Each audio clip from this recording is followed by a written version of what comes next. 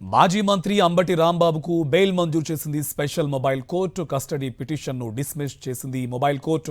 చంద్రబాబుపై వ్యాఖ్యలు చేశారంటూ అరెస్ట్ చేసిన కేసులో బెయిల్ మంజూరైంది. జనవరి 31న అంబటి రాంబాబును అరెస్టు చేశారు పోలీసులు.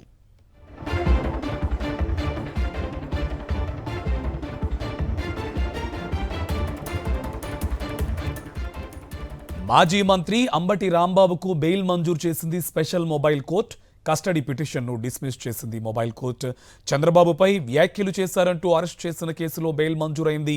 జనవరి 31న అంబటి రాంబాబును అరెస్ట్ చేశారు పోలీసులు.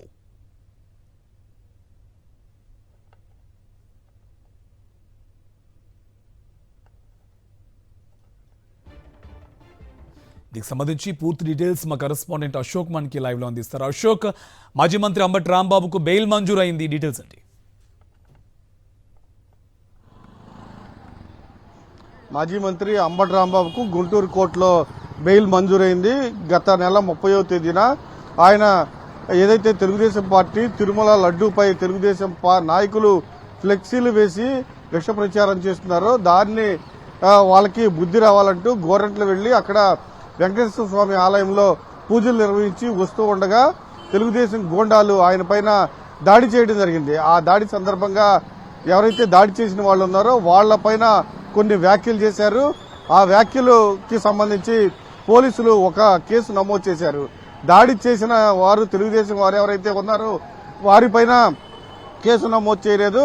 అంబటి రాంబాబు వ్యాఖ్యలు చేశారంటూ ఆయన పైన నల్లపాడు పోలీసులు కేసు నమోదు చేసి అరెస్ట్ చేసి గుంటూరు కోర్టులో హాజరుపరిచారు.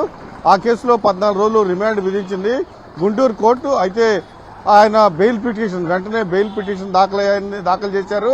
పోలీసులు కూడా కస్టడీ పిటిషన్ దాఖలు చేశారు. అయితే ఇరుపక్షాల వాదనలు విన్న కోర్టు ఇవాళ తీర్పును వెల్లడించింది. రాంబాబుకు ఆ కేసులో నల్లపాడు పోలీసులు నమోదు చేసిన కేసులో బెయిల్ మంజూరు చేసింది. అలానే పోలీసు కస్టడీ ఏదైతే పిటిషన్ దాఖలు చేశారో దాన్ని డిస్మిస్ చేసింది. అయితే కొద్దిసేపటి క్రితమే ఈ రాష్ట్రంలో 3 రోజులు అంటే ఆ దాడి జరిగిన తర్వాత అంబటి రాంబాబుపై రాష్ట్ర వ్యాప్తంగా 35 కేసులు నమోదు చేయడం జరిగింది. అందులో కూడా 41A నోటీసు ఇవ్వాలని హైకోర్టు ఆదేశాలు జారీ చేసింది. ఎట్టి పరిస్థితుల్లోనూ అంబటి రాంబాబును అరెస్టు చేయవద్దని కూడా 35 కేసులో హైకోర్టు తేల్చి చెప్పింది. తదుపరి విచారణ మార్చి 2వ తేదీకి వాయిదా వేసింది. దీంతో ఈరోజు పీటీ వారెంట్ ఏదైతే YSR Congress party medical college కూటమి ప్రభుత్వం మెడికల్ కాలేజీలను ప్రైవేటు పరం చేస్తూ పెద్ద ఎత్తున ఆందోళన చేపట్టింది. ఆ ఆందోళనకు సంబంధించి సిఐ ఆందోళన చేస్తూ ఉంటే అంబటి రాంబాబు పట్ల దురుసుగా వ్యవహరించారు. అది ఆ కేసులో ఈరోజు రిమాండ్ విధించింది. కేసు 14 రోజుల రిమాండ్ విధించింది. ఆ కేసులో మాత్రమే ఇంకా అంబటి రాంబాబుకు బెయిల్ రావాల్సి ఉంది. మిగిలిన కేసుల్లో మొత్తం అన్నింటిలో బెయిల్ వచ్చేసింది. 41A నోటీసు ప్రొసీజర్ కావాలని ఇప్పుడు బెయిల్ అయితే వచ్చింది, ఎప్పుడు విడుదలయ్యే అవకాశం ఉంది?